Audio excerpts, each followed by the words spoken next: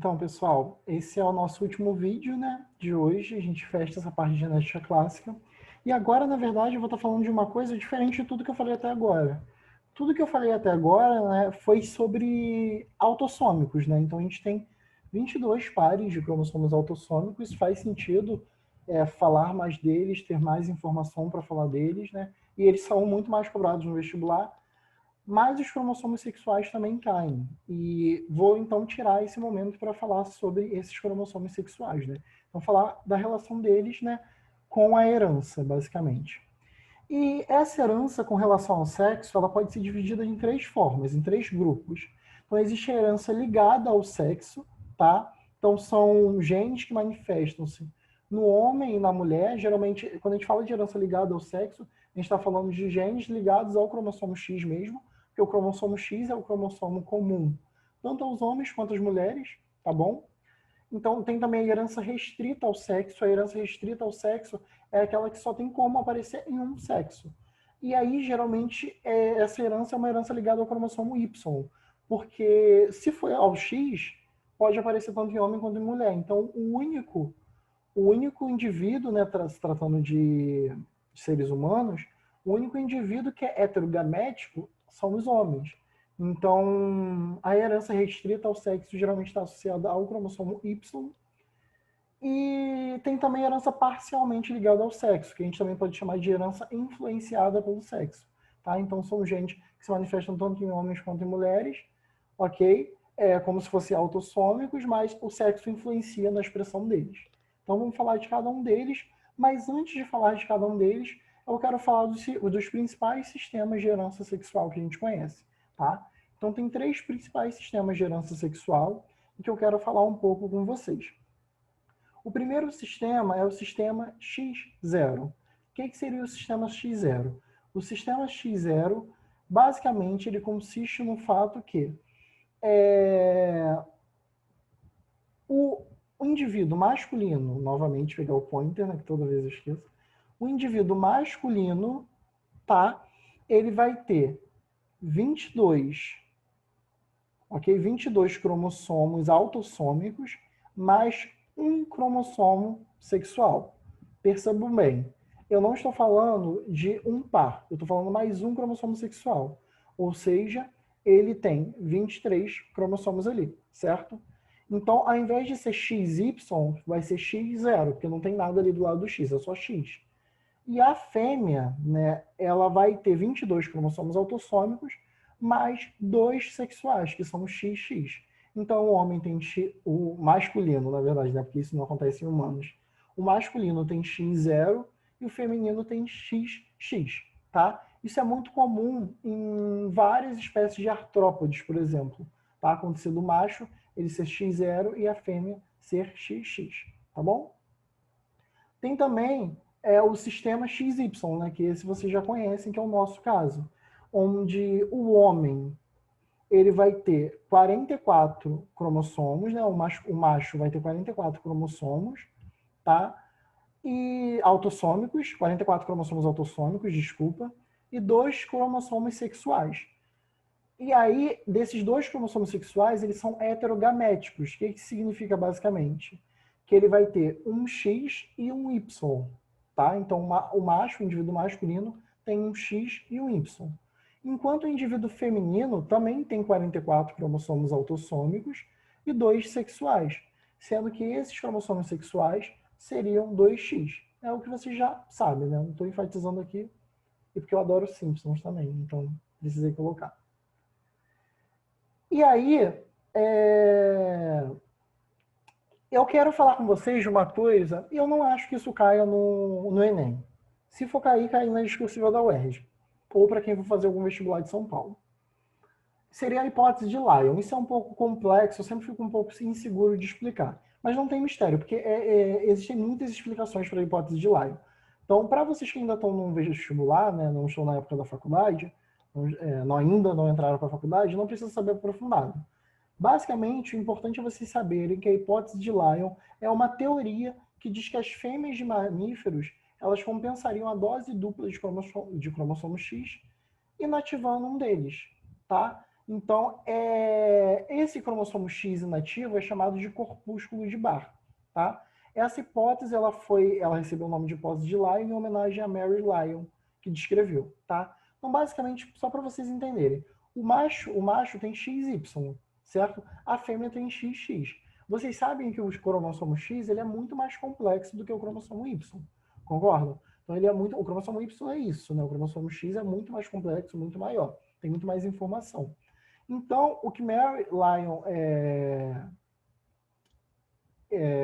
o que ela basicamente escreveu, né, o que ela sugeriu, foi que para compensar essa dose dupla, né, esse excesso de informação gênica, só um desses cromossomos X estariam ativos, um outro estaria inativo. E esse outro é o que a gente chama de corpúsculo de Barr, tá bom?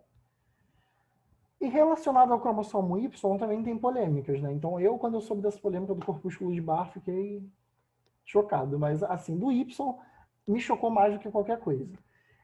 Esse cromossomo Y, né, que ele tem esse formato, como todos os cromossomos, ele não tem o formato do Y, diferente do que muitas pessoas pensam. O cromossomo em si não é responsável pelas características sexuais masculinas.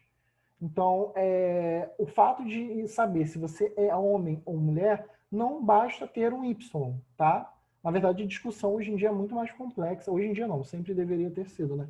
É muito mais complexa do que isso. Se você vai ser homem ou mulher, você decide, basicamente. Mas falando, geneticamente falando, você decidir o seu sexo biológico, né? Se vai ser masculino ou feminino, macho ou fêmea, não depende só do Y. Porque existem, acreditem se quiser, é raro, mas existem mulheres com características femininas, com corpo de mulher, com cromossomo XY. Existe. Como que isso existe, José? O que é responsável pelas características sexuais masculinas é essa região aqui de cima, chamada de SRY, tá bom? Então, o que é o SRY? O SRY é uma porção genética responsável por expressar as características masculinas. Então, esse SRY é responsável por expressar essas características presentes no Y, tá? A questão é que por algum processo de mutação, geralmente processo de inversão, a próxima aula vai ser de mutação, vocês vão entender melhor, né? Na próxima semana. Alguns cromossomos podem perder esse SRY. E se ele perde essa porção de SRY, não tem característica masculina expressa. Só quem vai se expressar é o X. Entenderam? Então, basicamente, essa a função desse SRY. Um outro sistema, né, já falamos do X0, do XY, e tem também o sistema ZW. Esse sistema ZW, ele basicamente, ele é muito comum em algumas aves. Ele vai dizer que, olha só, os machos, nesse caso, os machos são homogaméticos e as fêmeas são heterogaméticos. Olha que surto. Diferente do que a gente está acostumado, então os machos seriam os homogaméticos e as fêmeas os heterogaméticos, tá bom? Então esse macho ele tem 76 cromossomos, 76, isso mesmo, 76 cromossomos autossômicos e 2 sexuais que seriam os ZZ, tá? Que são homogaméticos, tá? Enquanto a fêmea também tem 76 cromossomos autossômicos e 2 sexuais. Só que sexuais dela são heterogaméticos, no caso ZW, tá bom? Então os machos eles vão ter ZZ e as fêmeas ZW. Agora eu vou falar um pouco daqueles 3 padrões, né, de ciência e sexo que eu falei com vocês lá no comecinho. Então, primeiro, a herança ligada ao sexo. Eu vou citar os principais exemplos. Tem muitos, gente. Mas se eu vou citar todos, a aula vai durar quase 3 horas, né? É como as aulas da graduação têm sido, inclusive, as videoaulas.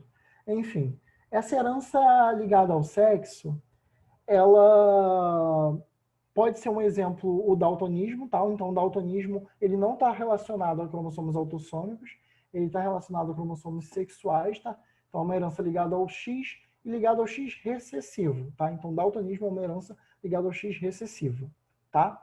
A questão é, aí, uma pergunta que eu sempre faço, né? As pessoas costumam falar, mas mulher não pode ter daltonismo. Eu nunca vi uma mulher com daltonismo, por exemplo. Pode. A questão é que é mais difícil. Porque se é ligado ao X recessivo, né? Então você precisa ter XDzinho para expressar.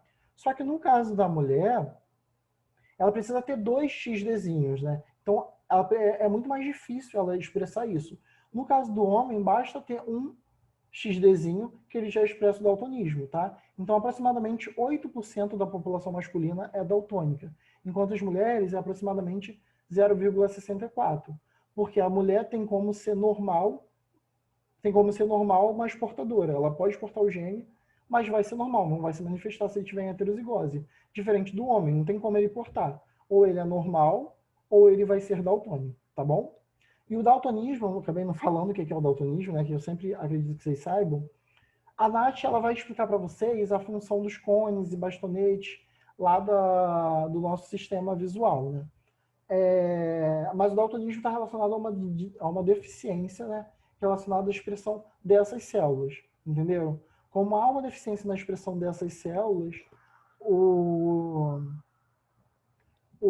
alguns indivíduos eles conseguem não perceber algumas cores, tá? Então o daltonismo está relacionado a essa deficiência na percepção de algumas cores.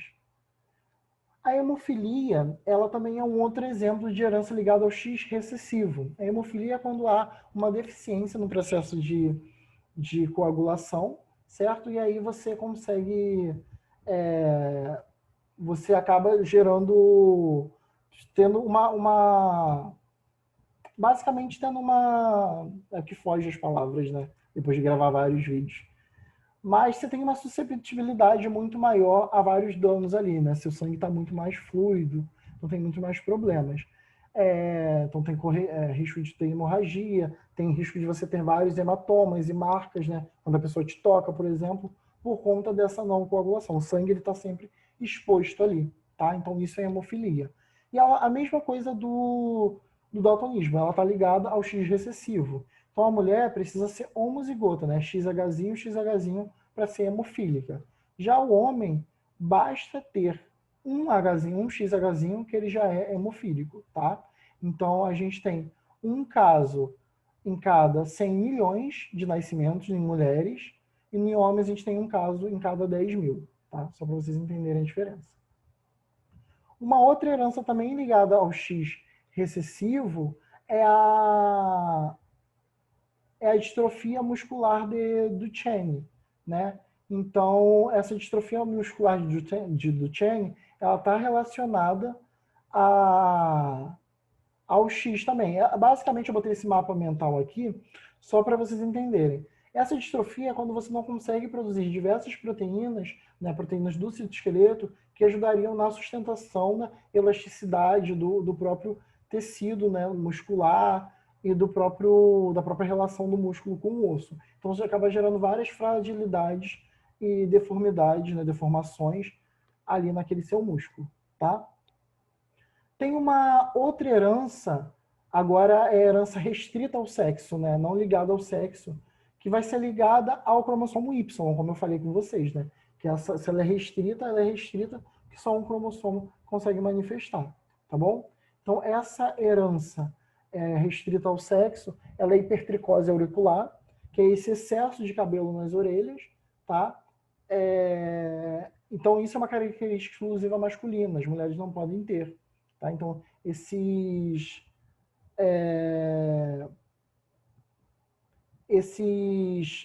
essa quantidade de pelos ela vai estar crescendo ali graças à influência do cromossomo Y.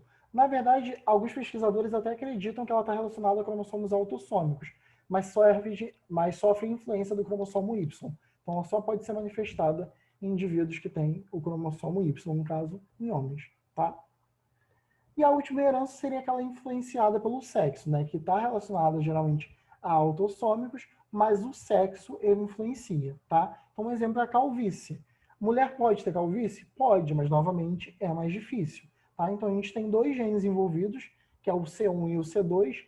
O C1 ele vai determinar a calvície e o C2 não determina a calvície, tá? Então, no caso de tanto homens quanto mulheres, se tiverem esse C1 em homozigose, no caso C1, C1, eles vão ser calvos, tá? Vai ter calvície. A questão é que se o C2 tiver aqui, né, para o homem, esse C1, ele atua como dominante. Então, se tiver C1, C2, o homem vai desenvolver calvície mesmo assim. Já na mulher, esse C1 atua como recessivo. Então, se tiver C1, C2, o C2 que se manifesta e a mulher não desenvolve calvície, tá bom? Já quando tem homozigose de C2, C2, C2, ninguém vai desenvolver calvície, né? Porque ele é o gene que não determina a calvície.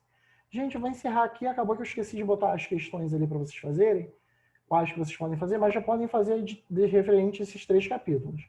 Referente ao capítulo de linkage, ao de herança multifatorial e de herança ao sexo, tá? Já podem fazer esses 3 capítulos. Aos poucos, né, a gente vai fazendo junto para poder encerrar. Não faltem a live de sábado, não faltem, que tem muita coisa legal para a gente fazer, tá bom? Tô com saudade depois de quase 2 semanas sem a gente se ver.